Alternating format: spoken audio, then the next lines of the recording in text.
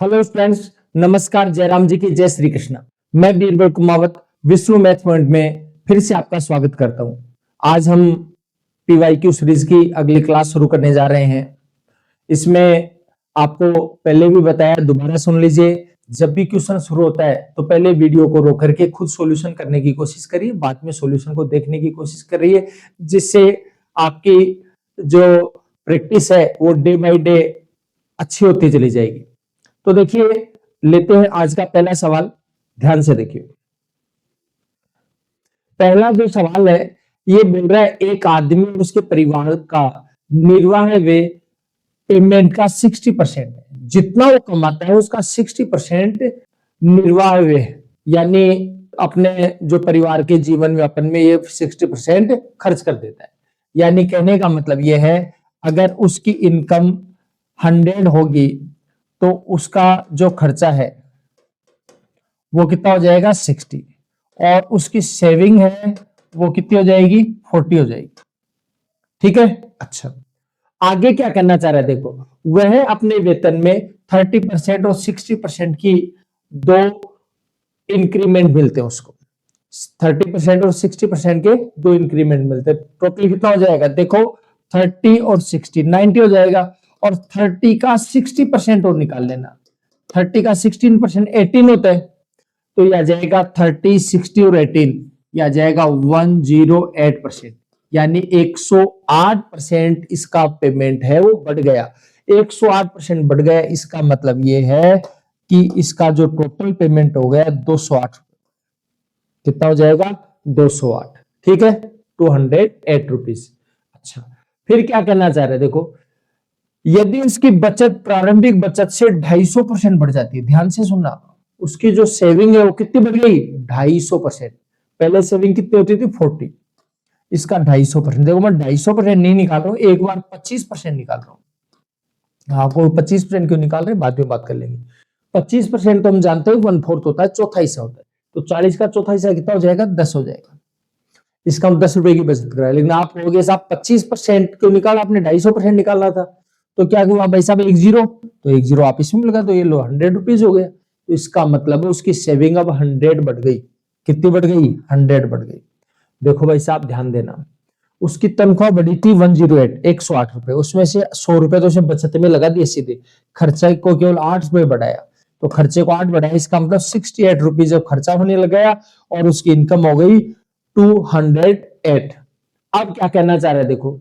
ये कह रहा है नया निर्वाह व्यय बढ़े हुए वेतन का कितना परसेंट है। जो नया खर्चा है 68 रुपीज है, बढ़े हुए वेतन का बढ़ा हुआ वेतन कितना है 208। ये कह रहा है इसका कितना परसेंट है। देखो, अगर एग्जैक्ट कैलकुलेशन निकालनी है तो 100 से मल्टीपल कर लो, लेकिन मैं थोड़ा सा प्यार से इसको थोड़ा करना चाह रहा हूं। ध्यान से देखना एक बार। 4 से कट रहा है, 4 से कटेंगे 17 चौक 68, 4 पंजे 20, 4 दूनी 8, तो 17/52 हो गया। देखो, अगर आपको एग्जैक्ट कैलकुलेशन करनी है तो 100 से गुणा कर लो, परसेंटेज आ जाएगा। लेकिन यहां देखिए, तीनों के तीनों जो चार ऑप्शन दे रखे हैं, चारों के चारों दूर दूर ऑप्शन है, तो आप थोड़ा सा प्यार से कर सकते हो। देखो, ये जो 51 है 52 है, इसको 51 मान लो थोड़ी देर के लिए। 51 है नहीं, मान लिया, क्यों 51 इसलिए माना 17 51 1/3 हो गया।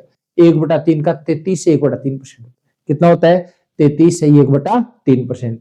लेकिन हम जानते हैं कि 33 से 1/3% जो है वो 51 में से 17 तब है, लेकिन 52 में से होगा तो थोड़ा सा कम हो जाएगा। तो थोड़ा सा कम 33 से 1/3% से थोड़ा सा कम कौन सा हो जाएगा, ये हो जाएगा।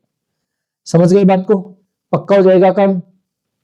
फिर भी किसी को तसल्ली ना हो कि साहब देखो भाई साहब मेरे को तसल्ली नहीं है ये बिल्कुल भी, तो फिर आप 17/52 इसको 100 से मल्टीपल कर लीजिए। 2 से काटेंगे 4 से कट जाएगा, 4 से काटेंगे तो 13 आ जाएगा, 4 से काटेंगे 25 आ जाएगा, और 25 को 17 से गुणा करेंगे 425 आएगा। 425 में 13 का भाग दे दीजिए। अब जो कैलकुलेशन पॉसिबल है वो कैलकुलेशन आप कर लीजिए आराम से प्यार से। ठीक है, नॉर्मल कैलकुलेशन है, कैलकुलेशन में आप महारथी हो तो आप कैलकुलेशन करते रहिए। देखो ध्यान से देखिए, सारी बातें एकदम क्लियर क्लियर कर लेनी है, हड़बड़ाना नहीं है किसी भी प्रकार से। जैसे 25 को हमने 17 से गुणा किया था, देखो ध्यान से सुनना, मैं इसको ऐसे करना चाहता हूं, जब भी 25 को 17 से गुणा करना हो, मैंने 16 से ही कर लिया। इसको किससे गुणा कर लिया? 16 से। आप 16 से, क्योंकि 16 को मैं 4 गुणा 4 लिख लेता हूँ। ठीक है, अच्छा। अब 25 चौक 100, 100 चौक 400 हो गया। ठीक है, आप कहोगे भाई साहब बात ये है 17 बार था, आपने 16 बार लिया, तो भाई साहब एक बार और ले लो। 25 गुणा 17 का मतलब 25 17 बार है। ध्यान से सुनिएगा, 25 कितनी बार है? 17 बार है। और बात यह है कि 17 बार है, लेकिन हमने कितनी बार ले लिया? 16 बार ले लिया। तो 16 इसमें 4 ले लिया, 4 लेंगे तो 25 चौक 100 हो जाएगा, 100 को 4 से गुणा किया 400 हो जाएगा। और एक बार कम लिया था, एक बार अलग से 425। ठीक है, तो कैलकुलेशन डायरेक्ट हो जाती है। 425 में आप 13 का भाग देके देख लीजिए, 32 पॉइंट जो 68 के लगभग आएगा, तो एक पॉइंट के आगे एक डिजिट तक लिखना है, 32.7 आ जाएगा। चलो अगले सवाल में चलते हैं, ध्यान से देखिए। तो इस सवाल को पहले आप करके देखिए, फिर मैं बताता हूं। देखो क्या कहना चाह रहे हैं। कर लिया होगा आपने सवाल, वीडियो को रोक करके कर लेना, मैं रुका थोड़ी रहूंगा यहाँ पर। ठीक है, हाँ, ऐसे हड़बड़ाइए मत, प्यार से सवाल को देखिए। सवाल को जितना प्यार से देखोगे उतना ही प्यार से सवाल हो जाएगा। देखो क्या कहना चाह रहे हैं। एक मास्क निर्माण कंपनी ने 2018 में एक संख्या के मास्क का निर्माण किया। 2019 में 30% बढ़ गए, फिर 2020 में 15% और बढ़ गए, फिर 2021 में 40% डिक्रीज हो गई इनकी संख्या। ये कह रहा है 2021 में 1,79,400 मास्क का निर्माण किया। तो ये कहना चाह रहा है कि x की वैल्यू क्या होगी। क्या पूछना चाह रहा है? x की वैल्यू क्या होगी। तो देखो ध्यान से सुनिए, एकदम इजी कैलकुलेशन है। आप चाहें तो बाई प्रोसेस कर सकते हैं, चाहें तो ऑप्शंस की मदद ले सकते हैं। अब आपका क्या मन है क्या नहीं है वो आप जाने, मैं दोनों ही तरीके आपको बता देता हूं, ध्यान से सुन लीजिए। देखो 2018 में x था, ठीक है, x मास्क का निर्माण किया।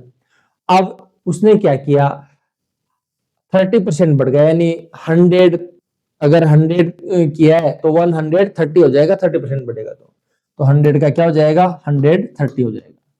आप चाहें तो डायरेक्ट जीरो से जीरो को काट सकते हैं। उसके बाद देखिए 15% बढ़ गया, 15% को 3/20 बोलते हैं। देखो 5% को बोलते हैं 1/20, और तो 15% 3 से मल्टीपल हो जाएगा, तो आ जाएगा 3/20। अब तो इसका मतलब है 20 रुपए पर 3 रुपए बढ़ जाएगा, या 20 मास्क पर 3 मास्क बढ़ गए, तो 20 पर 3 बढ़ गया तो कितना हो जाएगा? 23 हो जाएगा, तो आ जाएगा 23/20। उसके बाद क्या हुआ, ये कह रहा 40% की गिरावट आ गई। 40% को क्या बोलते हैं? 2/5। देखो 20% को 1/5 बोलते, 20% को 1/5 बोलते हो, तो 40% को हो जाएगा 2/5। तो 2/5 की गिरावट आई, यानी 5 पर 2 की गिरावट आई है। तो 5 पर 2 की गिरावट है, इसका 5 का कितना हो जाएगा? 3 हो जाएगा, और इक्वल टू कितना हो जाएगा जी भाई साहब? यह जाएगा 179,400, 1,79,400। तो देखो भाई साहब ध्यान से देखिए। अब आप, एक तो तरीका ये कि भाई पूरी कैलकुलेशन कर लीजिए, ठीक है, दूसरा तरीका ऑप्शन से कर लो, ठीक है, या तीसरा तरीका डिजिटल रूट से कर लो। सारे तरीके मैं बताने के लिए तैयार हूं, जो आपको बेटर लगे, कंफर्टेबल लगे, इजी लगे, उस प्रकार से आप काम कर सकते हैं। समझ गए बात को? देखो ध्यान से देखिए एक बार, मैं यहां से अगर थोड़ा सा ऑप्शंस पर नजर डालूं तो कौन सा आंसर हो सकता है, थोड़ा सा ध्यान दीजिए एक बार। देखो 1,80,000 है, इसको देखते ही पता लग रहा है नौका भाग जा रहा है। किसका भाग जा रहा है? नौका भाग जा रहा है। तो भाई साहब अगर यहाँ नौका भाग जाने वाली कोई संख्या आएगी, यहाँ कोई संख्या नौका भाग जाने वाली आएगी, इनसे गुणा करेंगे तो ये संख्या भी नौका भाग जाने वाली होनी चाहिए। चेक करो, देखिए नौका भाग जाता है क्या इसमें? नौका भाग चेक कैसे करते हैं? डिजिटल रूट कर लेते हैं। 4, 9, 13, 7, 20 और 1, 21, 21 में नौका भाग नहीं जाता, इसका मतलब ये आंसर नहीं हो सकता, ये आंसर नहीं हो सकता। जो डायरेक्ट देखा जा सकता है मैं उस पर चर्चा कर रहा हूं पहले, ठीक है ना? हाँ, अच्छा, चलो फिर आगे थोड़ा सा ध्यान देते हैं, समझिए। जैसे मान लीजिए मैं ये देखो कि 2,30,000, इसमें 23 अलग से है, तो अगर यहाँ 23 है और भाई साहब 23 एक और है, अब 23 का तो मार्जिन भी जा रहा है, लेकिन यहाँ 23 आएगा, यहाँ 23 आएगा, 23 23 529 होगा। तो 529 का इसमें भाग जाना चाहिए। तो देखो इसमें जीरो तो परेशानी करेगा नहीं। तो 529 को यदि आप 3 से गुणा करते हो तो 1587 आता है। पूरी करने की जरूरत नहीं, वैसे पता लग जाएगा। 1500 1600 के लगभग आएगा, ये 1700 है। और 4 बार में तो 2000 आएगा। इसका 529 के पढ़े में तो ये आएगा नहीं। इसका 23 एक बार तो है, इसमें तो चेक नहीं कर सकते। दूसरी बार 23 इसके अंदर है नहीं, इसका मतलब ये ऑप्शन भी नहीं हो सकता। समझ गए बात को? बी जो ये 2 लाख है, तो 2 लाख में तो भाई साहब नॉर्मल संख्या है, अलग से कोई खास संख्या नहीं कि 2 है 5 है, तो वो तो जनरली मिल जाती है। तो ये मेरी मदद कर नहीं रहा है। इसमें अगर आप मत देखो तो देखो 21 का भाग जा रहा है। किसका भाग जा रहा है? 21 का भाग जा रहा है। तो 21 का भाग जा रहा है, तो ध्यान से सुनिएगा। इसका मतलब 3 का भाग भी जाएगा, 7 का भी जाएगा। तो मैं 3 मानू तो यहाँ 3 है, एक 3 ये भी है, तो 3 3 9, 9 का भाग जाना चाहिए। तो 9 का तो पहले चेक किया हमने, 9 का नहीं जा रहा है, तो 9 का भाग नहीं जा रहा है, इसका ये भी नहीं हुआ होगा। तो बचा हुआ अपने आप ही आंसर होगा। तो पहले तो ये देखो, डायरेक्ट सोचने के मैं ये समझाने के लिए इतना टाइम ले रहा हूँ, बाकी तो देखते हैं टिक मारने का ऑप्शन होता है। समझ गए बात को? कोई आप में से कह देखो साहब मेरे को ऐसे नाटकबाजी नहीं करनी, मैं तो पूरी कैलकुलेशन करके ही रहूंगा। तो भाई साहब आप प्यार से कैलकुलेशन कर लो, कोई दिक्कत नहीं है। देखिए कैलकुलेशन क्या थी हमारी, 13 इंटू 23 इंटू 3 अपॉन 10 इंटू 100, 179400। देखिए प्यार से कैलकुलेशन कर लीजिए, तसल्ली से करो एक बार। देखो जी 13 एकम 13 और 13 एकम 13 हो जाएगा, बचेगा 4, उतार 9, 13 3 40, बचेगा 10, 13 8 104। फिर 23 एकम 23, 23 6 138, फिर 3 एकम 3, 3 दूनी 6, और ये 2 जीरो भी है जो मैं लगा नहीं रहा था, ध्यान नहीं दिया मैंने, ये 2 जीरो हो गए।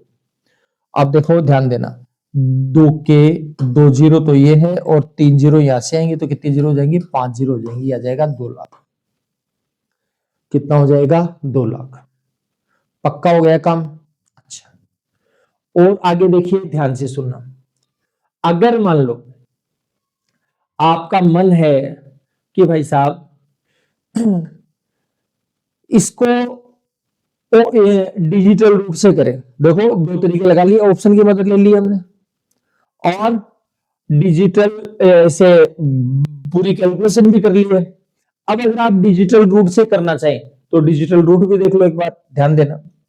देखो बट्टे में जो संख्या आ रही है 20 पंजे 100, 100 का डिजिटल रूट 1 होता है। बट्टे में 1 लगाओ नहीं लगाओ कोई दिक्कत नहीं, ये इसका 1 होता है। अच्छा, ये देखो ये गुणा में संख्या इधर किस में जाएंगी? भाग में जाएंगी, यानी x इक्वल टू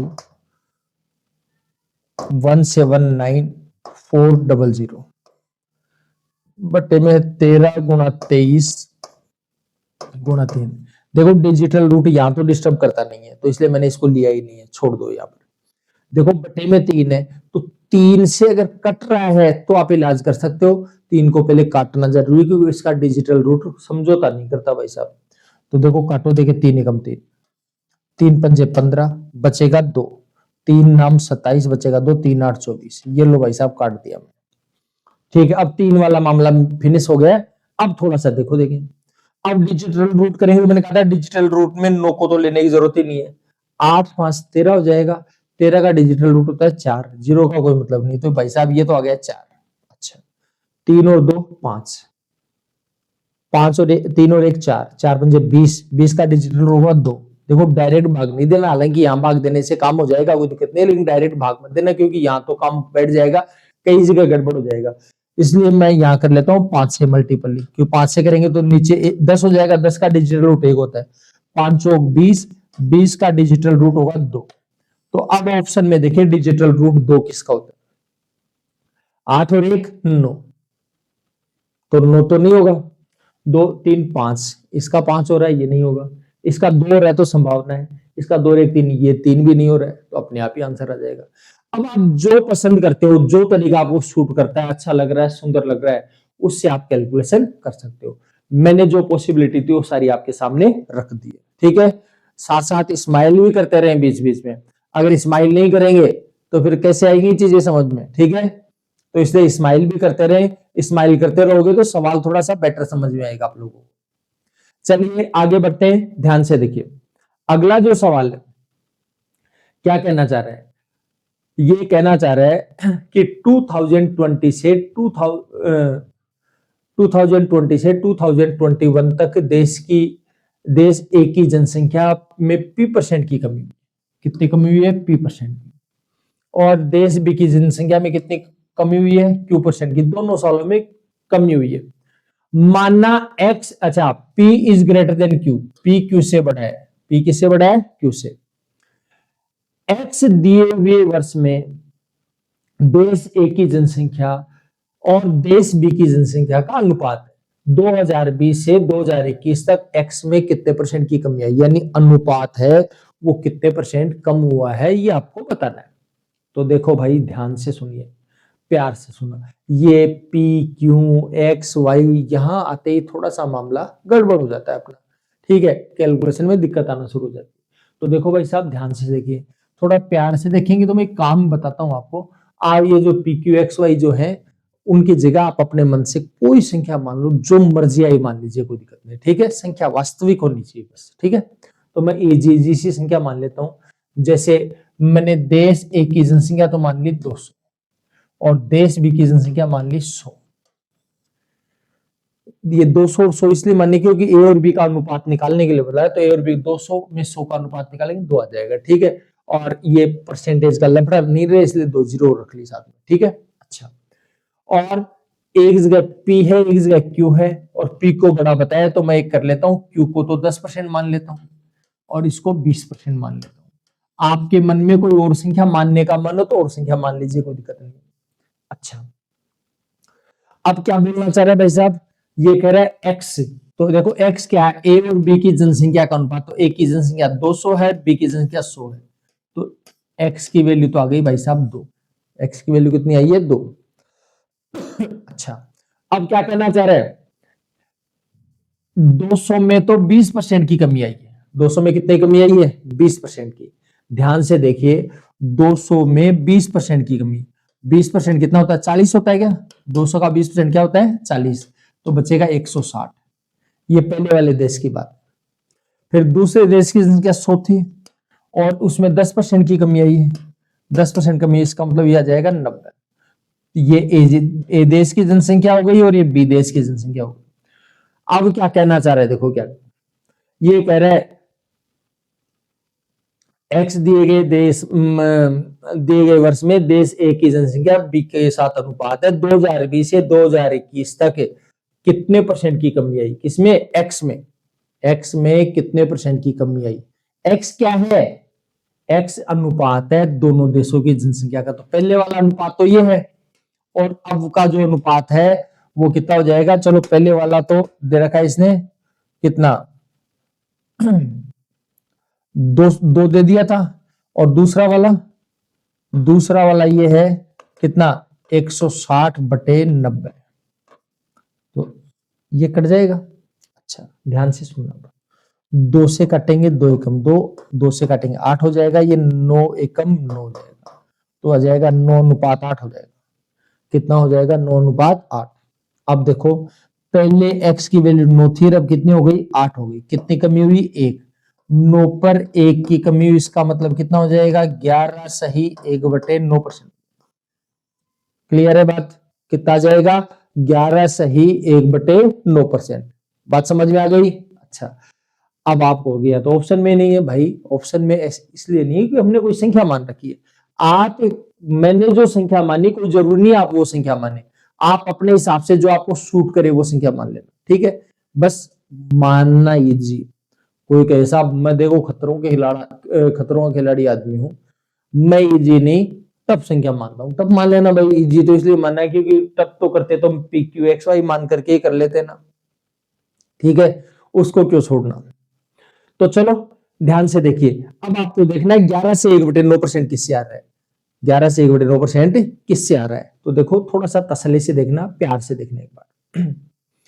P की जगह रखना है 20 और Q की जगह रखना है 10, Q की जगह 10, तो देखो 20 में से 10 जाएगा, 10 बचेगा, 10 को 100 से गुणा करें 1000, और 1000 में 100 में से 10 जाएगा 90, 0 से 0 कट जाएगा, आ जाएगा 100/9, और 100/9 ही है 1199, 100/9 या 11 से यही आ जाएगा भाई साहब। लेकिन आप कई बार क्या पता ये हो सकता है कि संख्या हमने अपनी मर्जी से मानी, हो सकता है इधर भी कोई संख्या दादागिरी कर रही हो। ठीक है, चलो देखो देखें, वो 20 में से 10 जाएगा, 10 बचेगा, तो 100 गुणा 10, और यहां कितना था 10, तो 100 में 10 जाएगा 90। अरे ये क्या चक्कर हुआ भाई? अच्छा पी घटाया अब की बार, सॉरी पी घटाया भाई, पी घटाया तो 80 हो जाएगा, 0 से 0 कट जाएगा, 100 में 8 का भाग देंगे 12.5 आएगा, ये नहीं हो सकता। उसके बाद देखिए वही 100 इंटू 10 है यहां पर, और देखिए 100 प्लस क्यू, क्यू 10 है, तो कितना हो जाएगा, यह जाएगा 100 और 10 कितना हो जाएगा, 110 हो जाएगा, ये 0 से 0 कट जाएगा, तो 100/11 हो जाएगा। 100/11 अगर 9 से 1/11 आता है, इसका मतलब ये भी नहीं हो सकता। फिर पी, ये तो 100 से 100 कट जाएगा, पी माइनस क्यू का 10 आएगा, तो ये तो वैसे ही नहीं हो सकता। जो अब ये था ये कंफर्म हो गया। कोई आप में से ये पूछ सकता है कि साहब अगर यही आंसर नहीं किया तो दूसरे में मिल जाता और दूसरे में भी ये आ जाता, तो फिर हम संख्या बदल देते। जनरली ऐसा हल नहीं होता है, लेकिन कई बार देखो पेपर बनाने वाले के मूड पर डिपेंड है, या फिर हम मान लीजिए संख्या है हमने ऐसी मान ली कि जो सेम ही आ गया हो किसी में, तो इस प्रकार से आ जाता है। तो अगर जहां पर तो पूरे को चेक नहीं करना पड़ता, जो दो ऑप्शन जैसे मान लीजिए इसमें भी 11 से 1/9 आ जाता तो फिर दोनों में चेक कर लेते, इन बाकी को छोड़ सकते थे, कोई दिक्कत नहीं है इसमें। हो जाएगी बात क्लियर? बताओ कोई डाउट वाली बात है तो। अच्छा चलो और आगे बढ़ते हैं। अच्छा आप इसको चाहो कि साहब मैं तो इससे नहीं करना चाहता, मैं केवल उसी प्रोसेस से ये जो पी क्यू वगैरह दे रखे उसी से कर लेंगे, ए बी या पी क्यू जो दे रखा उसी से करूंगा, तो आप उससे भी कर सकते हो, आंसर में कोई फर्क नहीं पड़ेगा। लेकिन वो जो कैलकुलेशन है वो थोड़ी सी बड़ी हो जाएगी, और कैलकुलेशन बड़ी हम चाहते नहीं कि कैलकुलेशन बड़ी हो जाए, ठीक है, तो इसलिए अपने को ये काम करना पड़ रहा है, ठीक है। फिर भी अगर किसी का मन है कि भाई मैं तो एक्स वाई के हिसाब से ही करना चाहूंगा, एक्स वाई के हिसाब से, तो आप कर लीजिए, कोई दिक्कत नहीं, लोग मैं बता देता हूं आपको। देखो ध्यान से सुनिए, अब इसके अंदर बात यह है, जैसे हमने मान लिया ए देश था एक, कौन सा देश है ए, और दूसरा देश है बी, तो ए और बी का जो अनुपात है वो कितना आ गया, एक्स आ गया, ए और बी का अनुपात कितना आ जाएगा, एक्स। अब आगे क्या करना चाह रहा है कि अब इसमें 2021 में क्या हुआ, ए की जनसंख्या p% कम हो गई, ए की जनसंख्या p% कम होगी, तो भाई साहब ए का p% निकाल लो, ए का क्या निकाल लेंगे, ये लो जी भाई साहब p% निकाल लो, ठीक है, इतनी कम हो गई, तो इसमें से इतनी कम होगी तो बचेगी वही तो नई जनसंख्या आएगी, पहले वाली संख्या उसमें से अब जो कम होगा उसको हटा दी। उसी प्रकार बी देश है उसमें q% होगा, तो बी का q% निकाल लिया, जो q/100। समझ गए बात को? तो ये कम होने के बाद का अनुपात है, ये कौन सा अनुपात हो जाएगा, कम होने के बाद का अनुपात। तो थोड़ा सा तसल्ली से देख लीजिएगा, प्यार से देख लो एक बार। अब भाई साहब बात ये देखो, 100 को इससे होना क्या, 100 माइनस AP अपॉन 100, और 100 को बी से होना क्या, 100B माइनस BQ अपॉन 100, 100 से 100 कट जाएगा। देखो ऊपर कॉमन आ गया A और नीचे कॉमन आ गया B, ठीक है, ऊपर A कॉमन आया है तो क्या हो जाएगा 100 माइनस B, और नीचे क्या कॉमन आया, B कॉमन आया,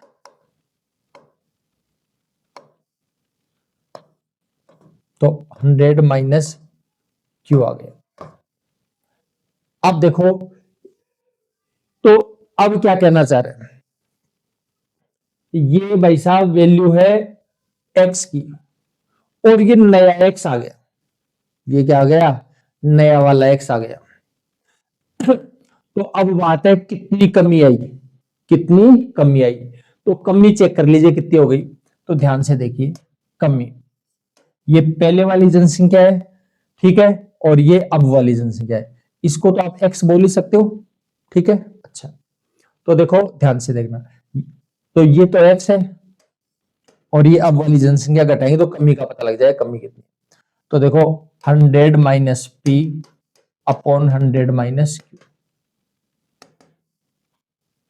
इसके भी x लग गए यहाँ पर, ठीक है। अच्छा, थोड़ा प्यार से देखिए, x तो आ जाएगा कॉमन, 100 माइनस क्यू को एक से मल्टीपल किया, 100 माइनस क्यू, बार माइनस का चिन्ह है, अंदर का चिन्ह बदल जाएगा, x को तो हमने बाहर निकाल ही लिया, तो ये 100 माइनस का हो जाएगा, और ये माइनस का p है, ये प्लस का हो जाएगा अपॉन 100 माइनस क्यू। थोड़ा सा प्यार से देखना, ये 100 प्लस का, ये 100 माइनस का कर जाएगा, तो ये आ जाएगा भाई साहब x into P minus q upon 100 minus Q. ये है कमी, क्या है, कमी है, ठीक है। अच्छा, लेकिन कमी नहीं पूछी, कमी का प्रतिशत पूछा है, कमी नहीं पूछी, कमी का प्रतिशत पूछा है, तो x अप कमी का प्रतिशत। तो देखो जी, ध्यान दीजिए, कमी कितनी, x into P minus Q, 100 minus Q. ये कमी किस पर हुई है, x पर हुई है, तो x पर कमी हुई है, इससे तो तुलना कर रहा है, तो बटे में क्या लगा दिया x, और परसेंट से तो 100 से मल्टीपल कर दो, तो ये भाई साहब x से x कट जाएगा, तो आ जाएगा p minus Q into 100 upon 100 minus Q. देखो देखिए, यही था क्या इसके अंदर, ये रहा 100 p minus q upon 100 minus q आ जाएगा। समझ गए बात को? तो मैंने दोनों तरीके बता दिए हैं। वैसे मैं संख्या मान करके यहाँ देखो, परिस्थिति के अकॉर्डिंग बात का सवाल नहीं बनाना कि हर बार ही संख्या माननी है, आपको ये देखना है कि इजी किससे रहेगा, जिससे इजी रहेगा उस तरीके से आपको करना है। कहीं पर संख्या मान करके इजी रहेगा, कई बार बाई प्रोसेस करने पर इजी रहेगा, ठीक है। हमेशा ध्यान रखना, धूप अच्छी नहीं रहती, हमेशा छांव अच्छी नहीं रहती, ठीक है। गर्मी में छांव अच्छी लगती है, सर्दी में धूप अच्छी लगती है, ठीक है ना। हाँ, तो इसलिए हमेशा परमानेंटली कोई भी चीज अच्छी नहीं होती, परमानेंटली कोई चीज बुरी नहीं होती, ठीक है। हाँ, परिस्थिति के अकॉर्डिंग अपने को अच्छा और बुरा देखना पड़ता है। चलो अगले सवाल में चलते हैं। अगला सवाल देखिए, पहले वीडियो को रोकिए और आप इस सवाल को सोल्व करने की कोशिश करिए, ठीक है, फिर हम करते हैं इसको सोल्व। देखो क्या बोल रहा है, दो उम्मीदवारों के बीच एक इलेक्शन में पराजित उम्मीदवार ने पड़े हुए वैध मतों का 42% हासिल किया। ध्यान दीजिए क्या बोला इसने, जितने वोट पड़े उनमें भी वैलिड कौन से हैं, वैलिड वोटों का 42% इसने हासिल किया है। वह 7,68,400 वोटों से हार गया भाई साहब, 7,68,400 वोटों से हारा है, और 82,560 मतों को रिजेक्ट कर दिया गया, इनवैलिड घोषित कर दिया गया। 20% लोगों ने अपना मत नहीं दिया। तो अमान्य मत, इनवैलिड मत, लोगों द्वारा नहीं डाले गए मतों का कितना परसेंट है, लोगों ने जो मत नहीं डाले, इन लोगों ने नहीं डाले, इसका कितना परसेंट है, क्या, इनवैलिड, इनवैलिड वोट है, इनका कितना परसेंट। तो पहले तो आप 20% फाइंड आउट करने की कोशिश करो, और ये उस 20% का कितना परसेंट है ये आपको देखना है, आराम से आ जाएगा, कोई दिक्कत नहीं है। तो देखो, थोड़ा सा प्यार से देखना, तसल्ली से देखिएगा, क्या करना है आपको, ये 42% तो है वैलिड, सॉरी, देखो ध्यान देना, एक तो है हमारे पास विनर और एक है भाई साहब लूजर। तो 42% तो ले गया, 42% तो ले गया लूजर, और 58% ले गया विनर, तो 16% से वो जीत गया भाई साहब। कितने परसेंट से जीत गया, 16% से जीत गया। समझ में आ गई बात, बताओ कोई परेशानी वाली बात है तो, कितने परसेंट से जीता है, 16% से, ठीक है। अच्छा, अब देखो ध्यान देना, पहले थोड़ा सा तसल्ली से देखना, दिमाग लगाना अपना, दिमाग लगाओगे तब जुगाड़ होगा। आप जैसे 42 से 58 पर आए हो, आप ऐसे भी कर सकते हो। देखो, अगर बराबर बराबर होते तो 50-50 मिलते, लेकिन ये 50 से 8 कम है, तो ये 50 से 8 ज्यादा है, तो 8 का डबल हो जाएगा 16, तो 16 का डिफरेंस हो जाएगा, ठीक है। तो ऑटोमेटिकली ये बिना कैलकुलेशन किए भी कर सकते हो। तो 16% से हार गया ये, और रियल में कितने से आ रहा है, 7,68,400 से, ठीक है। तो 16% बराबर आ जाएगा 7,68,400, ठीक है। ये देखो 16 एकम 16 आ जाएगा, यह आ जाएगा 16 चौक 64, 16 8 128, फिर 0 16 दूनी 32, 16 85, 1% की वैल्यू आ जाएगी 48,025। 1% की वैल्यू 48,025, तो 100% की वैल्यू कितनी हो जाएगी? यह आ जाएगा 48,025 के 2 जीरो और लगा देंगे, तो यह आ जाएगा कितना? 48,02,500। 48,02,500। वैसे 48 लाख ही मान लो, क्योंकि कैलकुलेशन आसपास में ज्यादा माथा पची मत करो। अब ध्यान से सुनिए, देखो भाई साहब, ये जो वोट है ये टोटल वैलिड वोट है। क्या है? Valid vote. ये टोटल कैसे वोट है? वैलिड। अच्छा, अब वैलिड वोट है, लेकिन इनवैलिड भी तो थे 82,560, ये भी तो डाले तो ही वोट। तो भाई साहब 82,560 ये हो जाएगा। तो कितना हो जाएगा? देखो देखें, 48,85,060 आ जाएगा।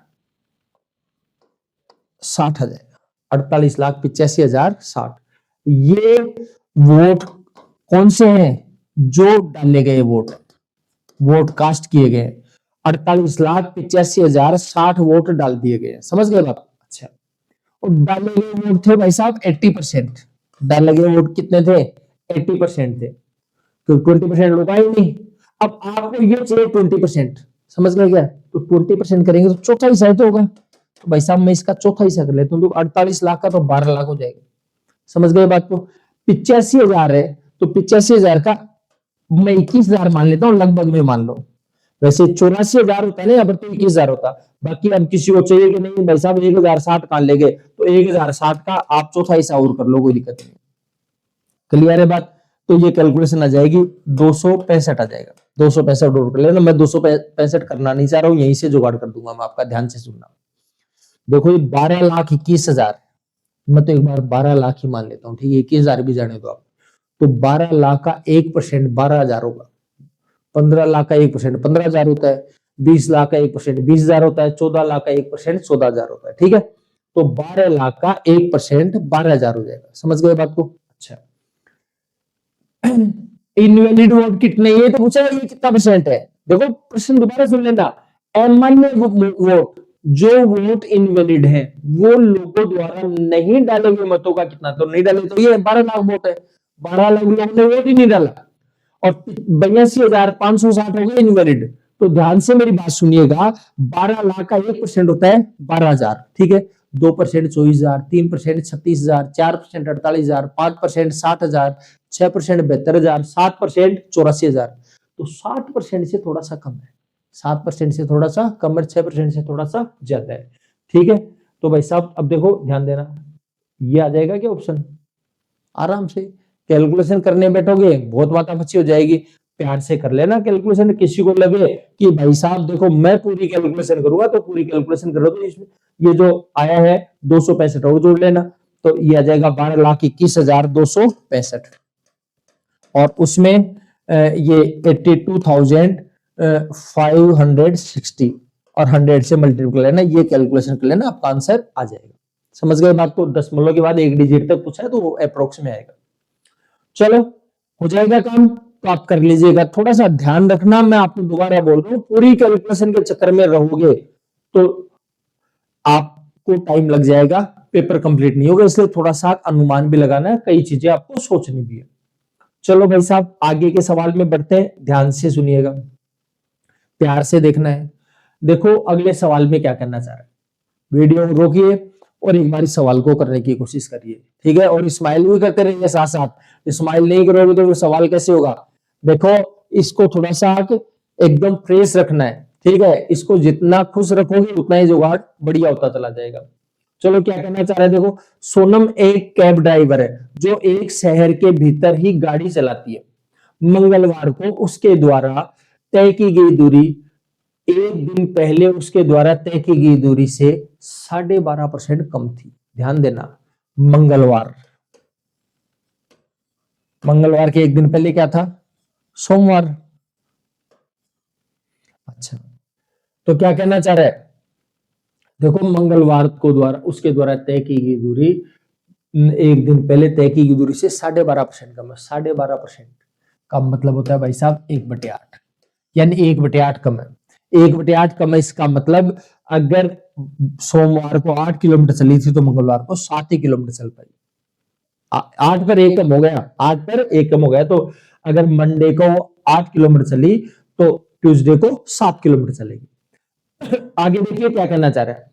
आगे कहना चाह रहा है जबकि बुधवार को उसके द्वारा तय की गई दूरी मंगलवार को उसके द्वारा तय की गई दूरी का 20% अधिक था। मंगलवार को जो दूरी तय करी उससे 20% ज्यादा था। कब? बुधवार को, वेडनेसडे को। तो इसका 20% निकालो, 7 का 20% 1.4 आ जाएगा। 7 का 20% कितना हो जाएगा? 1.4। लिख करके दिखाने की जरूरत थोड़ी है। 7 दूनी 14, 1.4 आ जाएगा। ठीक है। अच्छा, अब क्या कहना चाह रहे हैं देखो, तो ये 8.4 आ जाएगा।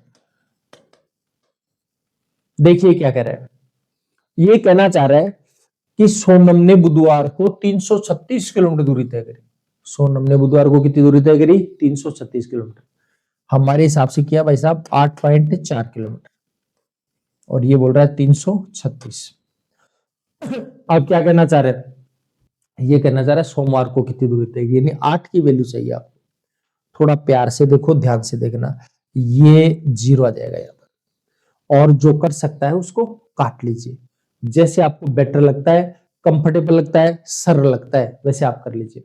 देखो भाई साहब ध्यान से देखना एक बार। मेरे को लग रहा है 7 से भी कटेगा और 2 से भी कटेगा। 14 से काट लेता हूं, मैं से 3 से भी काट सकते हो, 21 से काट सकते हो। देखो 7 से भी कटेगा, 2 से भी कटेगा, 14 से काटेगा। 14 जगह 84, 14 दूनी 28, बचेगा 5, 14 चौक 56, फिर 6 एकम 6, 6 चौक 24। एक को 40 बोलता है, एक को क्या बोल रहा है? 40। अब एक को 40 बोलता है तो ध्यान से सुनिए, क्या करना है आपको? आपको कह रहा है मंडे को क्या, तो एक को 40 बोलेगा तो 8 को क्या बोलेगा? 8 चौक 32, यानी 320 किलोमीटर। कितना हो जाएगा? 320 किलोमीटर। ठीक है। हाँ, तो थोड़ा सा प्यार से सवालों को सोल्व करने की कोशिश करिए, आराम से सोल्व करिए, प्यार से सोल्व करिए, अपने आप चीजें आना शुरू हो जाएगी। ठीक है। अच्छा, तो आज के लिए इतना ही, बाकी चर्चा हम कल करेंगे। तब तक आप हंसते रहिए, मुस्कुराते रहिए।